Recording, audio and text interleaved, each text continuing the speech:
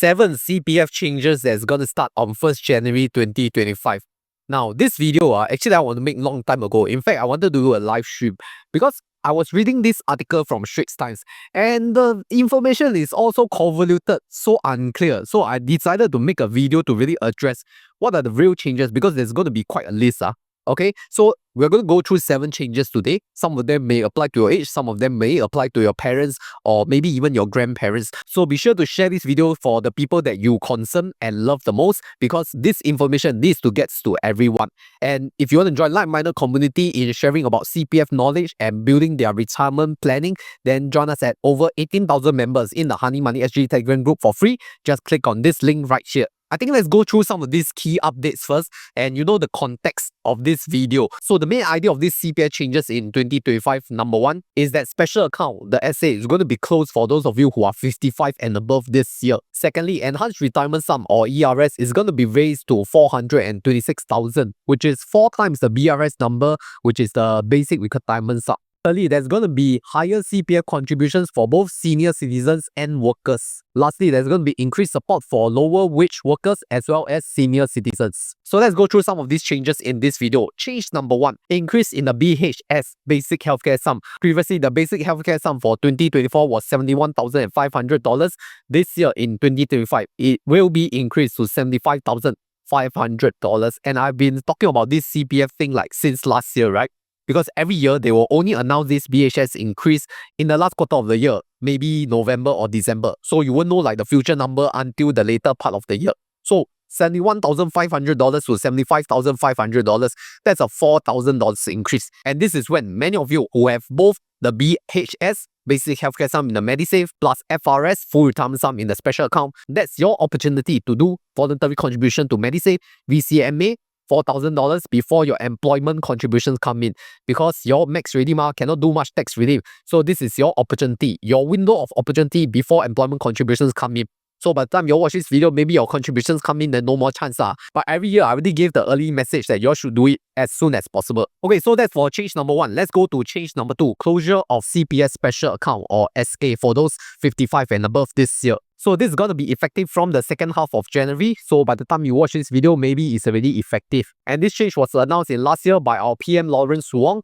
Because for those 55 and above this year, no more special account, which means no more 4% high liquidity account for those of you who want to withdraw above the FRS. No more, okay? All these funds will go to either your OA or your RA, depending on whether you hit FRS. So to be clear, when your special account is closed, where do the funds go to? Firstly, it will go to the retirement account up to the full retirement sum. Then for those amounts above the full retirement sum, it will go to the ordinary account. Then the special account will be emptied. So what is the option then? Now that your funds are majority in the OA after the closure of the SA, you can either withdraw your OA funds like cash, then you want to do whatever with, or you want to transfer to your retirement account RA. That is your own responsibility and decision. Because you can now transfer up to the enhanced retirement sum ERS, which is a cap of 426,000. This is much more than the previous ERS of 3 times BRS, okay? Now it's 4 times BRS. So should you transfer or not? I cannot advise you because I'm not at the age yet. I will also not be making any decision, but there are definitely some benefits and trade-offs. Firstly, your RA is going to earn you 4% interest instead of OA 2.5%. Plus, you get to enjoy higher monthly payouts through CPF Life if you have a higher retirement account number. Because since your retirement account has more, it will pay out more CPF Life payouts. But of course, the trade-off is that it is less liquid. It's really to buy the life annuity of CPF. Okay, it is not as liquid as OA, which you can withdraw as cash above the FRS. Then I know some of you may choose to do your own investments after withdrawing the OA. So where do you want to park these funds leh? I guess for those of you who still have the risk appetite and know that it's not financial advice, you can still invest in equity markets. And I want to be really specific. I myself do invest in broad-based diversified index funds tracking the S&P 500, which is why my preferred brokerage is always Interactive Brokers because they have one of the lowest costs, the lowest FX spreads, and you know they have the widest markets, and they allow you to do dollar cost average through their recurring investments, which I've been doing consistently over the years. So do check out Interactive Brokers in this link if you also want to sign up for the best trading brokerage account. Change number 3, enhanced retirement sum. Like I mentioned, previously it was 3 times the basic retirement sum, now it's already 4 times the basic retirement sum. at $426,000. And I know that many people, including Mr. Lu, like, okay, I want to top up to the max of $426,000. Okay, then you'll get like a very high payout, more than $3,000 per month by the time you hit 65 and can start receiving CPF life payouts. So previously, when we are looking at ERS last year, right, the payout is maybe like 2.5K about there. Then now, if you have the higher ERS number of 426,000, you receive like 3.3K. Of course, all these are just estimates because everyone, by the time they turn 65, maybe the payout calculation will change as well. So I want to be very careful on this because there's no definite number on how much CPF life payouts you can receive. It is based on like an estimate. But the general trend is the more retirement account savings that you have, the higher monthly payouts. And you can have higher savings for greater retirement income. But that comes at a trade-off of liquidity. Some of you may be comfortable with this liquidity lockup. Some of you may not be so comfortable. So that is your decision to make and not mine to advise. Moving on to change number 4, higher CPF contributions rate. Firstly, this will affect employees who are receiving a monthly salary. Previously, the CPF salary ceiling for the monthly cap is at $6,800 in 2024. So this year, 2025, it will be raised to $7,400. But the CPF annual salary ceiling still remains at $102,000 per year, which also means your total max employment contributions will be $37,740 because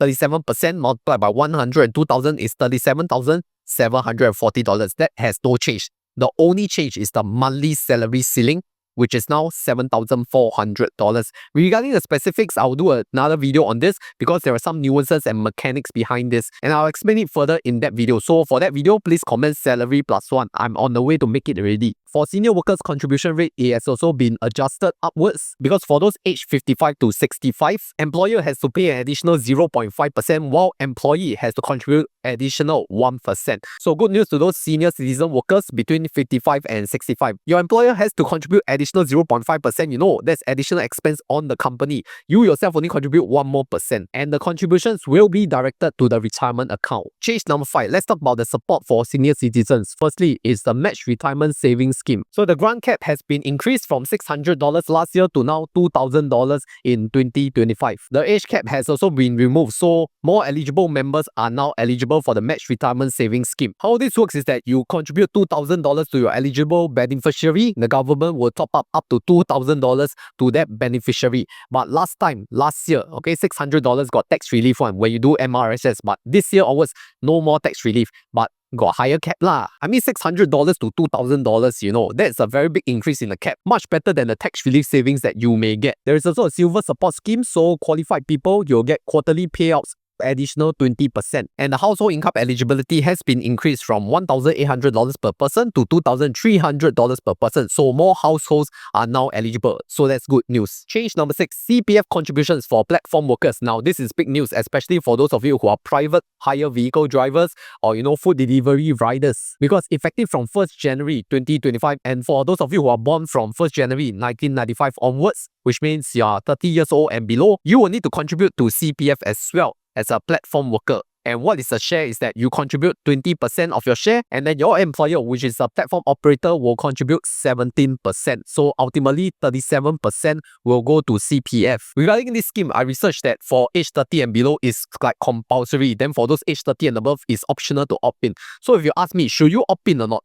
It depends on whether you believe in CPF law, because some of you really don't believe in CPF, or you need like higher take-home salary, like you all need to pay like day-to-day household expenses. Then I can fully understand why you need the cash on hand. But for those of you who watch my channel, you all will know my stand on CPF, right? It's really to build your retirement funds one. It's not to take money away from you. And furthermore, your platform operator is contributing additional 17%, you know. So that's additional 17% from their pocket, not your pocket. Your pocket only contribute 20%. So you can think of it like a 17% pay bump lah, just that it goes to your CPF account, not your wallet, okay? So be very clear on this. Change number 7, Workfare Income Supplement or WIS scheme. So the income cap has been raised from $2,500 to now $3,000 per month. So more people can qualify, which also means that those who are eligible and earning $3,000 or less per month, you will receive some payouts. And how much is the payout? That is $4,900 per year instead of the previous $4,200 per year. And the main purpose on this WIS Workfare Income Supplement is to boost the retirement savings of lower income workers. So hopefully that's good news to some of you who are lower wage workers. But make sure you're qualified first. Doesn't mean you low income.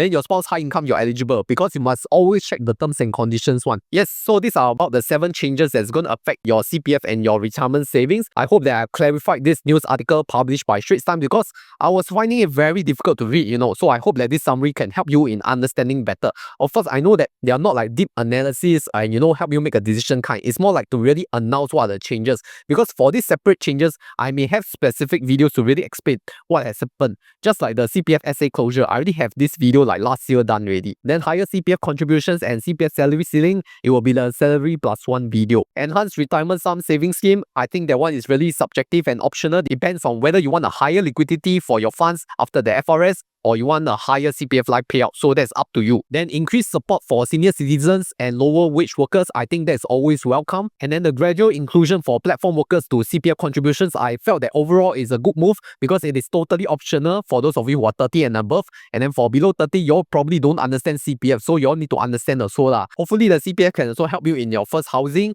or building your retirement funds or your MediSave account, okay, to pay for your medical insurance as well. I guess overall the changes is to help strengthen the retirement adequacy of all these people who are affected, and also like to help Singapore progress further, so that the lower income and the senior citizens are not left out. Other than the CPF SA closure, which I'm very sad about, but that is only to the privileged few. Those of you who have reached the full retirement sum in the SA, like quite high flyer or high income one.